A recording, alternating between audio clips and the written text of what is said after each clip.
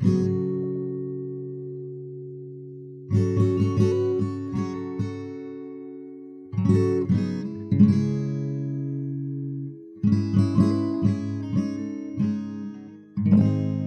is intelligence? Like many Platonic ideals, I think many of us have a rough set of images and concepts that appear in our mind's eye when we think about the subject. We might think about smart people like Ada Lovelace or Albert Einstein or Stephen Hawking, their brilliant analytical minds. Or maybe we go in a more artistic direction, thinking about the cleverness of people like Mark Twain or Maya Angelou, or Hedy Lamarr, the latter of whom was an actress, but also the co-inventor of torpedo guidance systems technologies for the Allies during World War II, the fundamentals of which were later incorporated into modern Bluetooth technologies. Some people who we might consider to be intelligent are clever in ways that are hard to describe. They are the smart person you know who you ask when you have a question about whatever or have a problem of any kind to solve, but you're unable to say why exactly they fill that role in your life. Maybe they never invented a torpedo guidance system, or like Ada Lovelace, essentially invented the concept of general purpose programming, but they're smart, they're clever, they're intelligent, and you can tell all that without being able to quantify it.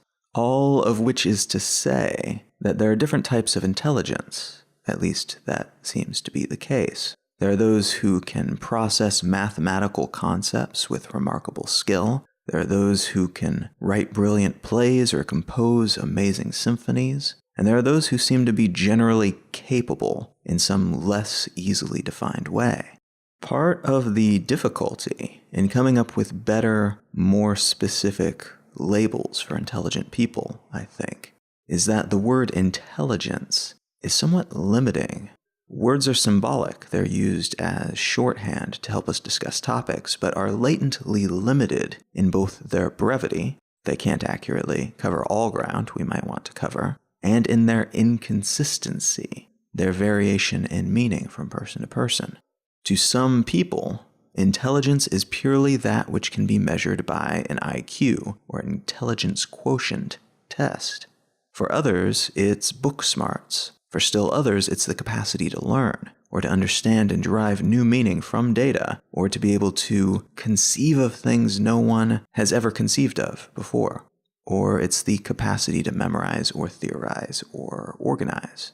Some definitions get substantially more specific. In an article entitled The Crack-Up, published in a series of 1936 editions of Esquire magazine, the author F. Scott Fitzgerald discussed intelligence as such.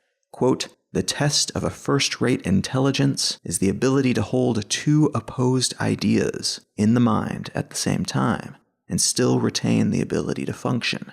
One should, for example, be able to see that things are hopeless, and yet be determined to make them otherwise." End quote. The Greek philosopher Socrates had his own opinion on the matter, which he described thusly, quote, "I know that I am intelligent because I know that I know nothing." End quote. The French psychologist Alfred Binet, who developed the original IQ test, the Binet-Simon scale, understandably had a more quantifiable view on the matter. Quote, "Comprehension, inventiveness, direction, and criticism. Intelligence is contained in these 4 words." End quote. But many views on intelligence, including the ones I've just mentioned, assume that there is such a thing, something concrete we can perhaps measure, or at the very least something that we can put a label on and accurately encompass. Maybe intelligence is more like consciousness, something for which we have a label, but which we don't truly understand yet. There are many different conceptions about what consciousness might be, and even some provable and disprovable theories, but we still talk about consciousness, at least in casual conversation, as if we're experts. We've decided that some animals are conscious and others are not. We've decided that we are conscious, though we can't agree on what that term means. We've decided that it's most definitely a thing that we should label, something we should distinguish from non-consciousness, but we don't know where the dividing line might be, and whether or not that line will be where we think it is, where any of us think it is, if and when we finally locate and quantify it. It may be that consciousness is a collection of other things, none of which we've worked into our contemporary consciousness formula. Like miasmas, our modern conception of consciousness could be conceptual filler until we learn some new fundamental knowledge that will allow us to see the truth. It could be that intelligence is the same. It could be a word without meaning, or a word we haven't learned enough to define accurately yet. It may be that we're using it like we might use the word fern, which is a specific type of plant, when in fact it should be a word that means something more akin to plants or life. It could be a super broad term with many requisite subterms, none of which we've invented yet. And just as we would be limited in our experience of the world if all ferns or all plants were just called life, and us lacking the requisite subterms that would allow us to tell cats from ferns from microorganisms, they'd all just be life. Some of them big life, some of them small, some fuzzy life, and so on. And that would limit our experience of the world. So it's probably best to assume that as we learn more about intelligence, or whatever concept takes its place someday, we'll need an entirely new vocabulary to discuss it as well. What I want to talk about today is adjacent to intelligence, in that it relates to how we think and how we perceive the world, and it may be a subject that we lack the proper vocabulary, at least in English, to discuss in a complete and granular way. Today I want to talk about opinions, what they are, how we acquire them, and how they change over the course of our lives.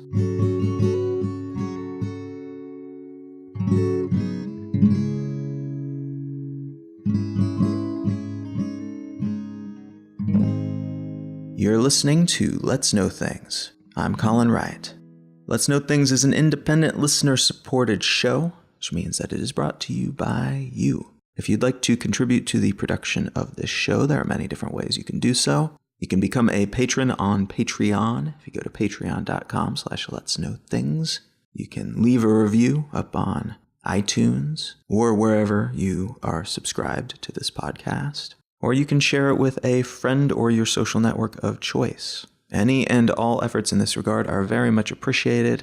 A huge thanks to everyone who has already helped out in some way, shape, or form. I appreciate that. Another great way to help support the show is to check out our sponsors, the first of which today is Audible. If you go to audibletrial.com/LKT, you'll receive a free month of Audible and a free audiobook of your choice. This won't cost you a thing. You can cancel your trial before you pay a cent, but you'll get to keep that audiobook no matter what. And either way, it helps support this show monetarily, which is very much appreciated. And the other sponsor today is HostGator, the hosting company that I have been using for many years, and very gladly. If you go to hostgator.com/LKT, you'll receive a substantial discount off of their already very reasonable prices. hostgator.com/LKT. All right, let's get back to the show.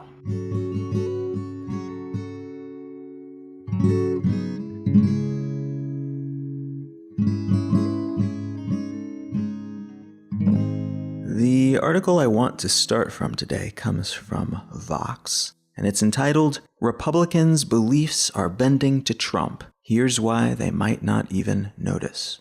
This piece is based on a collection of data that has emerged in the past year about the evolving opinions of a large number of American voters who self-define as Republicans. I have quibbles with a lot of the research that's available of this kind. It's difficult to ensure you have a representative group that's being tallied, for instance, and it's difficult to know, especially in this media ecosystem, whether or not those giving their answers are messing with the polling firm for some reason. Their answers and the data resultantly become suspect. But that said, reputable pollsters from Gallup and Pew have found some fairly dramatic shifts in the numbers they're getting from people they poll on a variety of political positions. In 2015, for instance, 12% of Republicans held a favorable view of the Russian President Vladimir Putin, while today, 32% have a generally favorable opinion of him. In 2015, 56% of Republicans favored free trade, but that number has dropped to 36% in 2017. This article then dives into research done on the psychology of opinions, and particularly how and why people change their minds about things. It notes that the results of a recent experiment that were published in the Quarterly Journal of Experimental Psychology found that, quote, when people change their mind on a subject, they have a hard time recalling that they ever felt another way, end quote. The article goes on to say, quote, it's an intriguing finding in part because it affirms that people think their beliefs are more stable than they actually are, which means they may be less open to information that conflicts with their belief. It's also further evidence that despite what we may think, we don't hold consistent ideological views. We tend to agree with whatever our leaders agree with, end quote. The research paper written about that experiment was entitled Poor Metacognitive Awareness of Belief Change. Metacognitive awareness referring to thinking about thinking, and in this case, thinking about how we personally think. In other words, the title itself declares that we are bad at noting our own thought pattern changes when it comes to changes in our beliefs. There's another point made in this article that I find to be particularly compelling. Quote, other studies show we have a bias to believe that our past selves are more similar to our current selves than they actually are. People in romantic relationships that have gone sour tend to misremember the fact that they were ever happy with their partners. Our memories of the past are constructed with information available in our immediate present, and we often confuse immediacy and familiarity with truth. Just repeating a lie once can make it more accepted as truth. There's also this fun study published in PLOS ONE in 2013. In it, researchers gave participants an opinion poll to fill out, and then sneakily changed their answers. When they gave back the polls, the participants didn't realize the answers had been changed. A full 92% of the participants accepted and endorsed our altered political survey score, the researchers concluded, end quote. Part of the issue here, and probably the smallest part, though it's definitely significant enough to mention, is that our polls may be skewed by this tendency to change and not recall the changes to our beliefs. Another part of the issue is that we're more likely to be swayed by opinions that are handed to us when we didn't have particularly strong views to begin with. In the case of the aforementioned study, the topic used to set a baseline for opinions and note the changes of opinions was the spanking of kids. But this applies widely to all kinds of topics in all aspects of life. According to a forthcoming paper in the Journal of Politics, only about 20 to 40% of the U.S. population has stable opinions about policy. Meaning it's not just maybe unimportant stuff that this applies to, but very important things, too, like taxes and education and healthcare.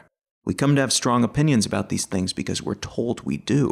We're pulled in by the sports team-like tribalness of modern political parties. But most of us could not actually explain why we feel the way we feel about these things, except by repeating slogans we're taught by voice boxes for these parties. The party line that they repeat ad infinitum on every talk show and news program, every public speech, podcast, radio show, and blog.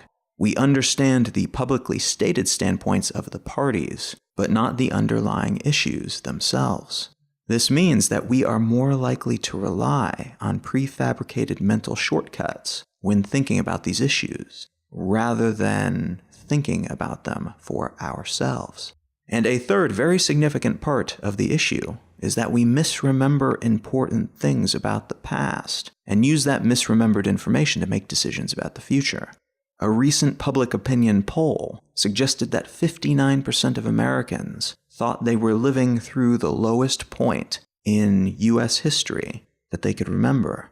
By most metrics, this statement is almost certainly false. In quantifiable terms, it's nonsensical. But for the people giving their opinions, it's true, because they're misremembering the past, allowing more recent information to supersede the more complete but more distant information. The key takeaway from this piece, then, is less about real movements in the opinions on the political right of the United States, and more about how Republicans are mirroring Trump's opinions on things not because they necessarily agree with those things, or ever have, but because they're using mental shortcuts and misremembering a time in which they, statistically at least, disagreed with these things. Also important to note is that it's easier to reframe one's past actions and opinions by making excuses or denying demonstrable fact about what you once believed than to mentally accept that your mind has changed, that you have changed. That's a very difficult mental hurdle to leap for anyone. There are a lot of interesting takeaways from this piece and this discussion as a whole, and I think I can get to a lot of them by asking a series of questions and then attempting to answer them one at a time. For example, how do we get our points of view, our opinions, in the first place? There's a concept in biology called genetic memory, which refers to, in essence, knowledge that is passed on to our offspring via genetics. Rather than learning by experiencing, information is passed on to one's children through the wonders of our genetic information medium. But the language used here is imperfect in that it's not really knowledge being passed on, so much as responses and behaviors. A spider might be born, quote-unquote, knowing how to make a web in a particular pattern, and a beaver might be born with the desire to go through a series of motions in response to the sound of running water. Actions which eventually lead to the formation of a dam. But this isn't knowledge in the sense that the creature performing these actions are born and can think, how neat, I know how to build a dam. They're instinctually doing a series of things in response to other things, and those things they do add up to something greater, something that looks intentional. The same seems to be true of humans, in that we seem to be wired for numerous behaviors, and some of us, perhaps all of us, though the majority of well-known studies in this field have been done on savants, which is not representative. Some of us, though, have more specific behaviors that seem to have been passed on in some fashion. And just like the beaver building the dam, but not because it knows how to build a dam, a person who becomes a musical savant after an accident may have jogged loose some inherited behaviors that, when added together, replicate the act of playing the piano or being able to draw a complex city skyline in graphite from memory almost perfectly. There's still some disagreement about the extent to which information can be passed to offspring in this way, and how that information might manifest in the next generation. It could be something that we could someday learn to harness and amplify, allowing us to give all of our offspring, for instance, mathematical genius and perfect pitch. But at the moment, it's nowhere near that, and we don't fully understand the mechanism of the encoding of how that information is utilized in the next generation, and what the full shape of this medium looks like to begin with. But this is something that we can clearly see in many species, even if it doesn't always take the same shape, and even if we can't cleanly fit it into our understanding of things, like consciousness and intelligence. Though again, we don't understand those things either, so perhaps it's no surprise that we've got a lot to talk about here, but less that we can say with authority. But that's all related to behaviors, not opinions. Knowledge is one thing. It's data acquired about the world and processed, shelved in the recesses of our brains. Behaviors are things we do, some of which are derived from the knowledge we have, and some of which are more biological, or perhaps inherited based on genes or experiences, but still more reflexive than intentional, even if we justify them post hoc. Opinions are judgments about these things and everything else. They are decisions we've made about the shape of the world, sometimes based on data, sometimes based on a lack of data, and sometimes held for no reason that we can ascertain, but we hold them nonetheless. We develop opinions in order to help us navigate the world. They are internal heuristics, they're mental shortcuts that allow us to make split-second reflexive determinations about things, even if we've never encountered those things before. But just like other reflexes, like the subconscious triggers we often refer to as our instincts, our opinions are usually based on past experience. meaning they're less likely to be as valuable when we're exposed to new information or situations, or if our past experiences have been unusual or misrepresentative. We'll still usually have opinions about these things, but those opinions will not be particularly well informed. If you try Mexican food for the first time, for example, and you don't like it, you may decide that you don't like Mexican food. That's your opinion.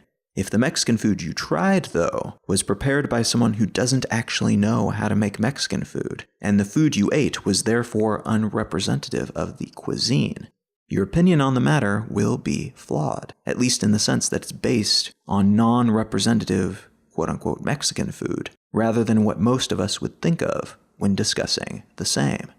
In this instance, you'd have an opinion about Mexican food that is informed by experiences you had with what was purported to be Mexican food, but your opinion would potentially negatively influence your future culinary experiences.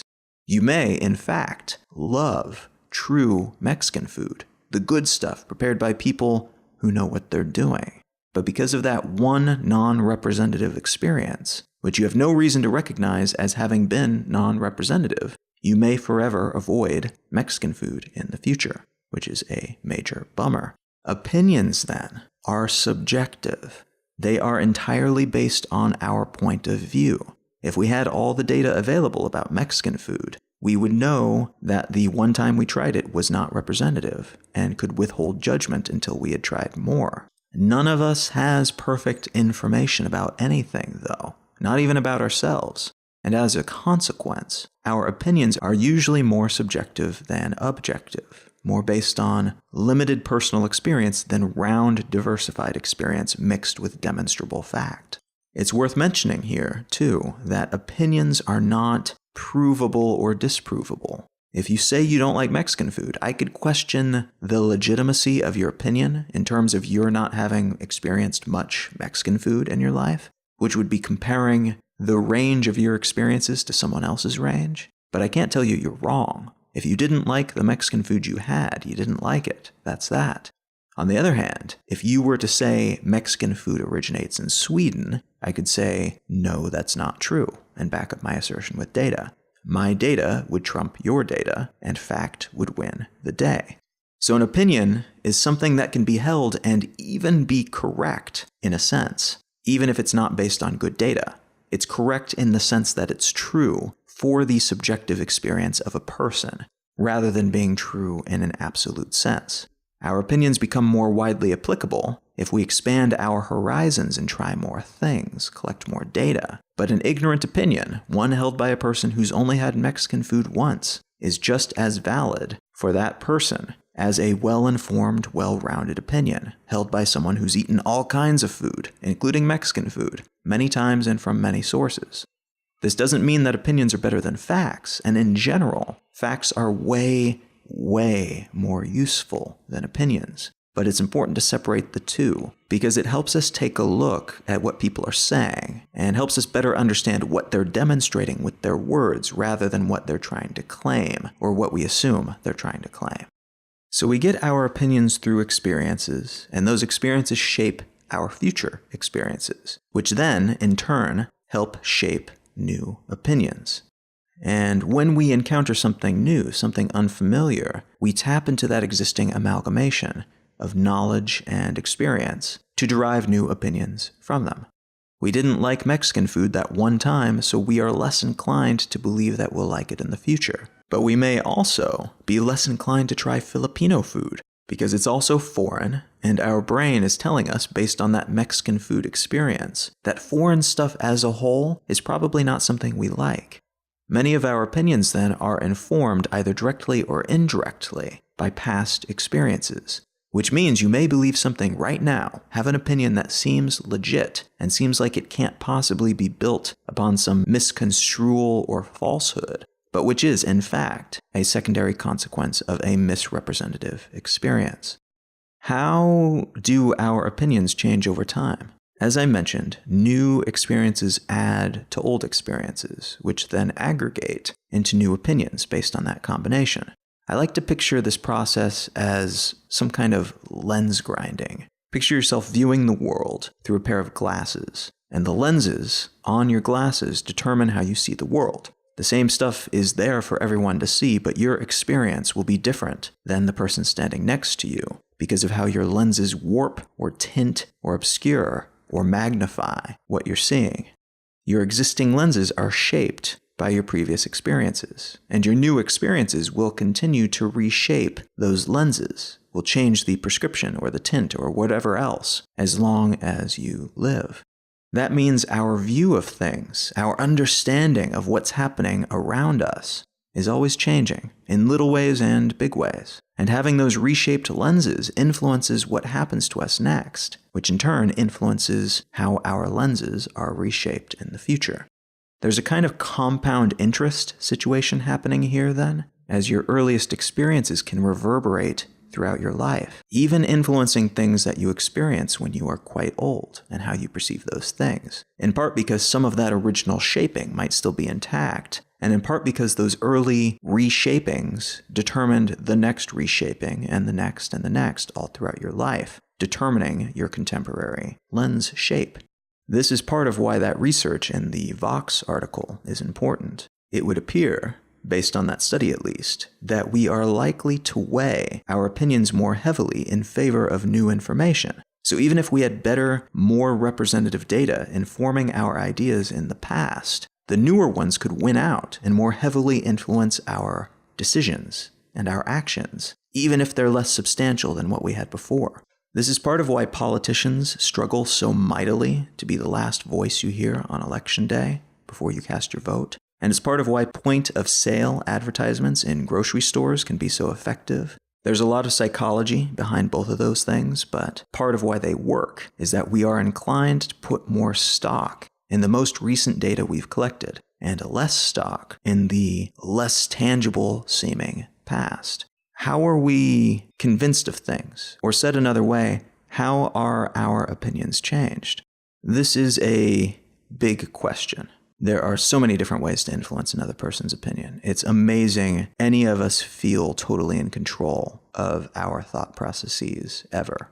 I can give you a specific example from my past life doing branding work out in LA. One of the major goals of a successful brand is to associate your business, your product, your service with other brands and things that are viewed favorably by the demographic that you're targeting. So if you're Apple and you want to associate your products with hip, young, creative professionals, you might create ads that feature indie bands that are just about to hit it big but haven't been absorbed into the mainstream quite yet. You might associate your products and processes with traditional design concepts and figures within the design and related industries. You might ensure that your marketing collateral are filled with images of hip, young, well-paid but understated-looking people who are out living their best lives with their iPhones and MacBooks playing an integral role in those lives that are, for many people, aspirational. That's one way to change a person's mind about something. You can, through clever branding techniques, imbue a product or person or idea with traits that this product or person or idea does not latently have. They may come to seem to be hip or valuable or aesthetically edgy, but until those associations are made, it's less likely that the majority of people will make those associations. They'll make other, uncontrolled associations, and though that can sometimes roll in your favor, sometimes the public will recognize good stuff without having to be convinced it's good stuff, but that's not what a brand wants. They want more control, because they could instead come to be associated with anything at all based on the experiences of the public, and that could spell disaster in terms of reaching their intended market and their brand's value. The extra profit they can make just for being themselves once they've aligned themselves in the mind of the consumer with these positive things. Our opinions are also bent and changed by opinion leaders, people we trust for one reason or another. Influencers, to use the common social media vernacular. The concept of influence goes beyond the world of social media, though. One example of an opinion leader might be a scientist, someone who presumably, as long as they're speaking about science they've done or researched at least, has some concrete evidence to support the information they're giving you. You may not have done the research yourself, and therefore have to rely on a certain amount of trust that they're telling you accurate data. But if you do choose to trust the scientific community surrounding them, your opinion can be changed by the discoveries they make and data they make available. They have influenced your opinions, quite possibly, by building a system of checks and balances, a mostly reliable structure that you consider to be trustworthy. Another good example of an opinion leader, an influencer, might be the employee working at the local indie bookstore who recommends books she thinks you might enjoy. Her recommendations don't have any scientific weight behind them, in the sense that they're worked through a process with many people involved, intent on checking the validity of the data presented. But the recommendations she makes do, in theory at least, carry more weight than similar recommendations presented by someone who has never read a book before. Both people can give you ideas about what to read, and thereby change your opinion of what kind of books you will probably like. But one of them, presumably, will more often be correct, though there's no way to know for certain. And then finally, you might encounter an opinion leader who is trusted not because they know anything about what they're talking about, but because they're well known for something, and presumably respected for some kind of accomplishment or knowledge in some field of inquiry. This might be, for instance, a celebrity who runs for public office, a wealthy entrepreneur who gives advice about living a healthy lifestyle, or a parent who shares their opinion about a group of people they've never met. We take these people's advice more seriously in some ways because they are influential when it comes to some aspect of life. But it's more out of reflex than anything. We don't have any reason to trust them, any more than some random person about this other non-adjacent topic, this thing that they are not experts on. And yet a concept called transference causes us to tend to do so. The same mental shortcut that helps us trust actual experts and rely on what they tell us more than some rando from Twitter can cause us to trust non-experts who happen to be known to us in some non-relevant way. So it's an example of a mental shortcut that can sometimes help us, but which can also allow others to manipulate us. Our minds can also be changed, of course, just by living, by experiencing new things. The more food you eat, the more likely you are to form a round, three-dimensional opinion about food. You won't always end up with a maximally informed opinion, but you'll become increasingly likely to form such an opinion the more data you have available. And that data will be more likely to be beneficial to you if it's first-hand, experiential data, rather than data that is filtered through someone else's lens, someone else's biases.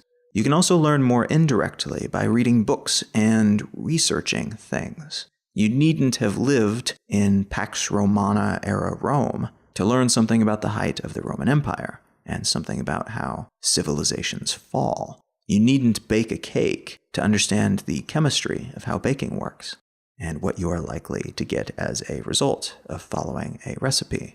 Book knowledge about a thing will often help you understand things in different ways than experiencing them firsthand. But both sides of that coin of learning can be valuable, and they tend to complement each other well. They're better together than separate. What is manipulation, and how does it differ from convincing? Manipulation differs from simply providing information to a person in that you're providing information with the intent of getting them to do something. You're not just presenting the facts and all the facts. You're presenting those facts in a certain order, maybe leaving some out, maybe including some less than factual information alongside the real facts. And you're presenting it in a way that is more likely to convince the target to ignore other conflicting information.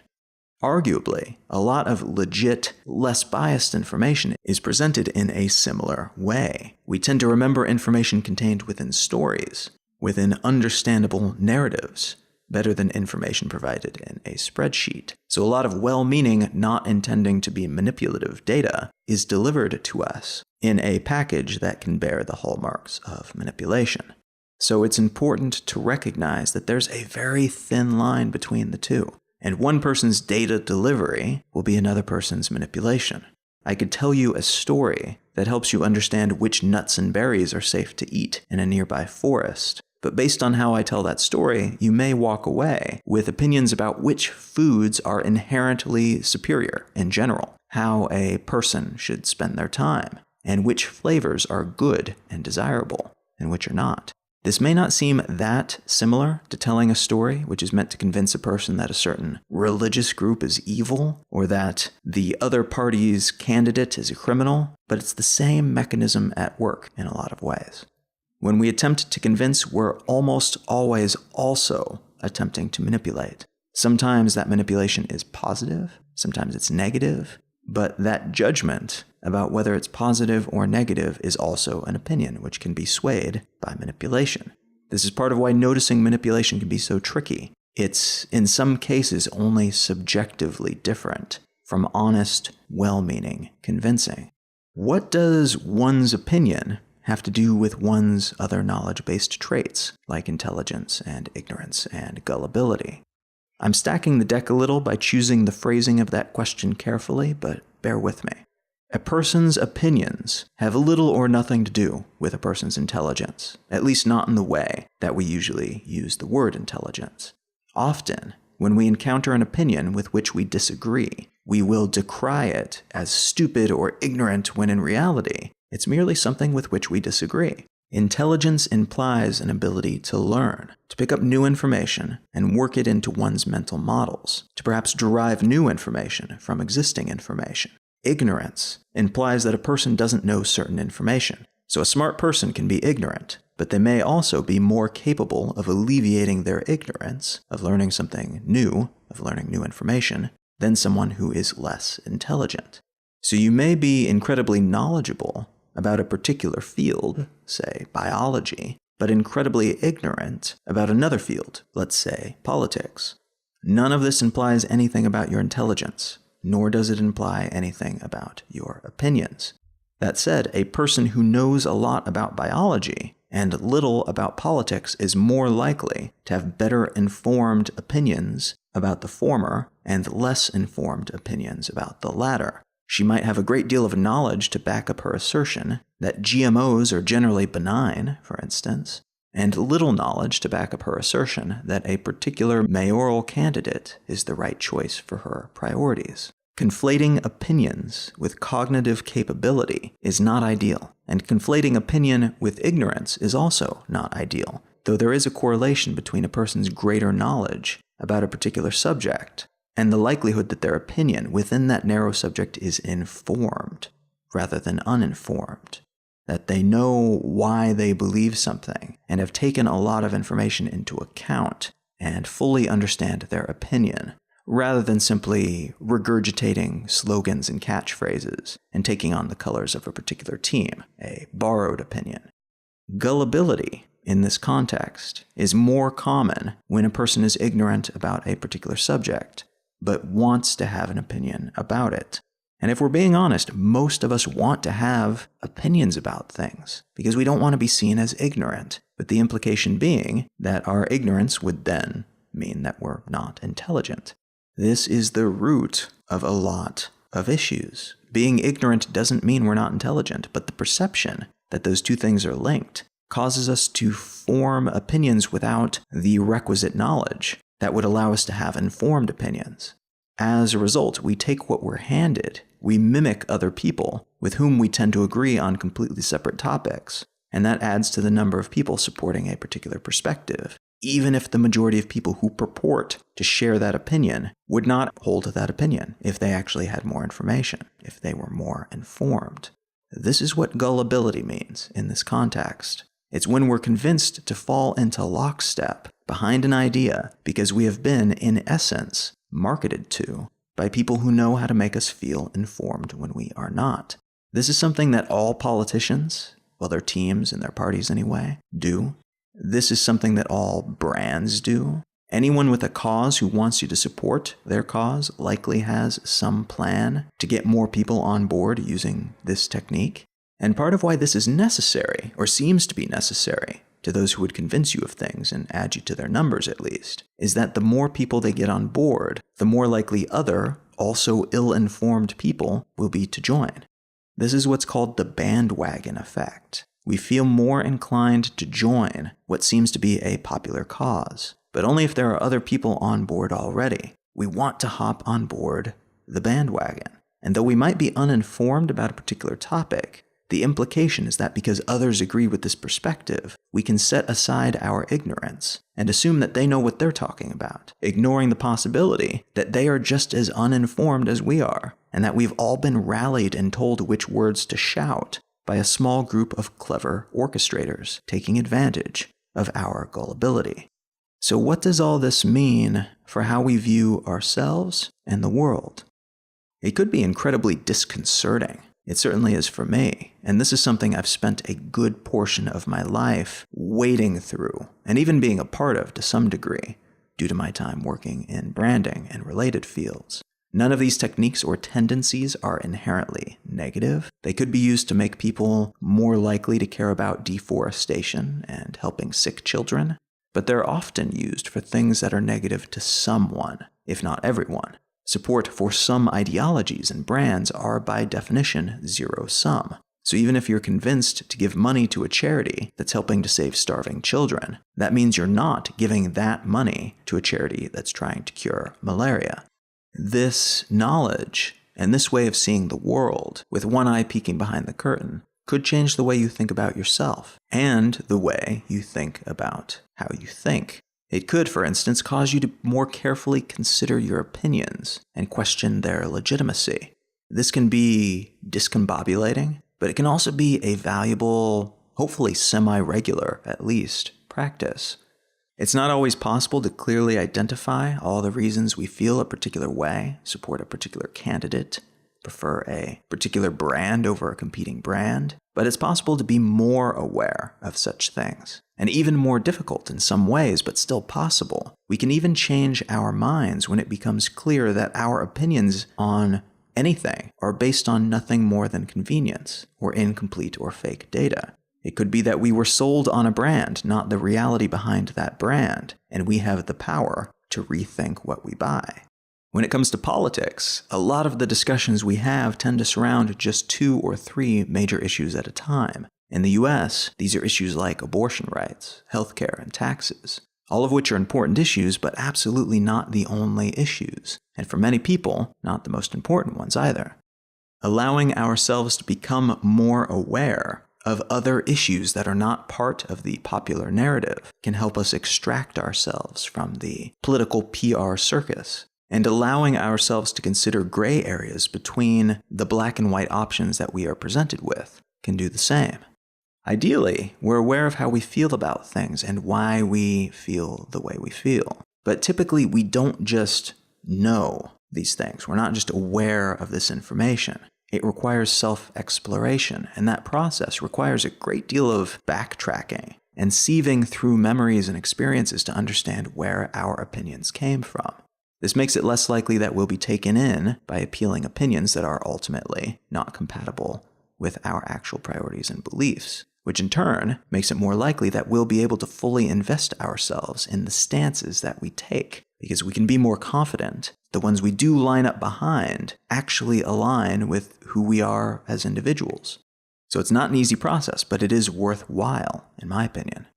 There was an interesting piece in Lifehacker recently about a conversation that Hank and John Green, who are authors and online personalities, among other things, had at a live recording of their podcast, Dear Hank and John, recently. The basis of this conversation was that there are too many strong opinions on the internet, and that in most cases, these opinions are pretty pointless.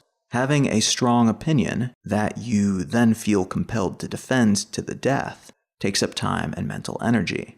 And the idea is that by having fewer strong opinions about things that don't actually matter, things that you don't actually know about, you're spending your time and attention more intentionally. So as an experiment, the brothers decided to rid themselves of one opinion every day to see how they felt. An example given is that one of them stopped having an opinion about professional wrestling, something he couldn't really care less about, but which he felt compelled to have an opinion about because, if someone asks, you have to say something, right? The author of this piece in Lifehacker decided to do the same, and he rid himself of opinions about Pears, Fiats, Taylor Swift, and the Assassin's Creed video game series. I find this idea appealing, in part because it makes clear and concrete that you needn't have opinions about things just to have opinions about things.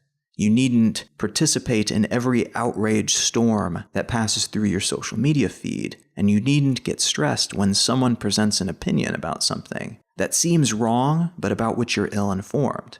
I know very little about professional wrestling myself, but if someone tells me they're totally into it, I'd like to be curious about why, to learn what they know, rather than immediately jump into a conversation about why they're wrong or right based on ignorant preconceived notions that I have on the matter.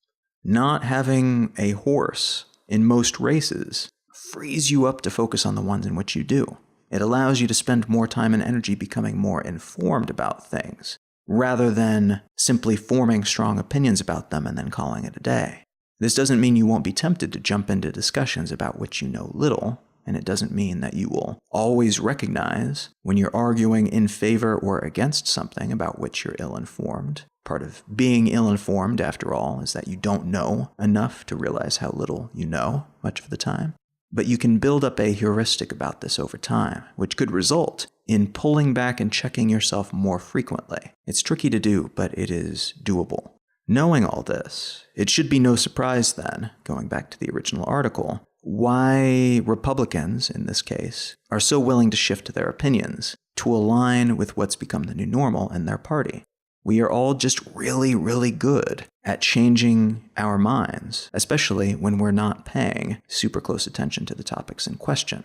And the majority of us, though we have strong opinions about politics, are remarkably ignorant about politics. I'm willing to bet that a study conducted about beliefs popular within the Democratic Party, the Libertarian Party, and so on, would come to similar conclusions. These are topics we are encouraged to get livid about, but for which we are seldom given real resources that might actually help us educate ourselves.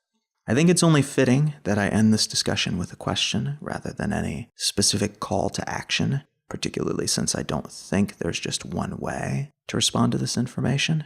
And that question is this: how might you rethink and manage your information intake and your self-education and self-assessment habits so that you can feel more confident that your opinions are well-informed ones?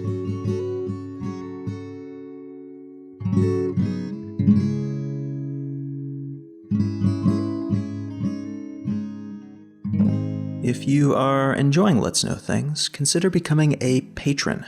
If you go to patreon.com/letsknowthings, you can contribute whatever makes sense to you based on how much value you're getting from this show and your financial situation. And as a consequence, you will become part of the community over there, and you will become one of my favorite people. There are also many non-monetary ways to help support the show. Leaving a review up on iTunes or wherever you get your podcasts is a much bigger help than you might suspect, as is sharing the show with a friend or sharing your favorite episode with your social network of choice. Another great way to help support the show is to check out our sponsors, the first of which today is Audible. If you go to audibletrial.com/LKT, you'll receive a free 30-day trial of Audible and a free audiobook of your choice, which is yours to keep whether or not you stick with them past that free trial period.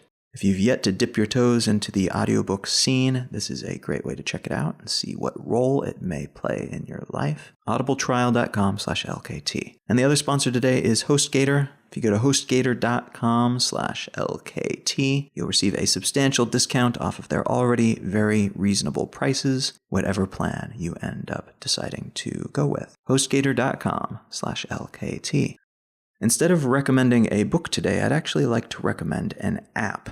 I've been doing a lot of reading and self-education recently about economics more broadly, but also investing and trading in particular, as it was something that I never really understood but wanted to learn more about. But the entry into learning about these things in a hands-on way can be a little bit intimidating, and if you don't have tons of money or don't want to have to pay a significant amount of money just to dip your toes in the water, it can be difficult to find a way to get started and to work past the initial frictions when you don't know anything to a point where you know enough to actually understand what's going on. And something that helped me a whole lot with that is an app that I discovered a little while ago, probably a year ago, but didn't start using until a couple months ago when I started to learn about these things. And that app is called Robinhood. And what makes it special is that unlike most brokers, which are the intermediaries between you and the stock market, in this case, you don't have to put in a minimum amount and you don't have to pay a fee when you trade. And importantly, for my purposes too, you can buy odd lots, meaning that you don't have to buy chunks of 100 shares at a time. You could buy 1 share of something, or 5, or 7, or 22, however much makes sense for you. As a consequence, I've been able to jump in and experiment and try things out and see how things work and become comfortable with the concept of buying stocks. And buying them for investment and for trading, for other purposes, more faster-paced trading, rather than holding them for a very long time. And I've been able to figure out what my preference is in that regard without paying an arm and a leg just to get started. A lot of the cheaper brokers that I'm aware of charge anywhere between $5 and $15 per trade. So if you don't know what you're doing and you're trying to learn, that is a very expensive means of learning.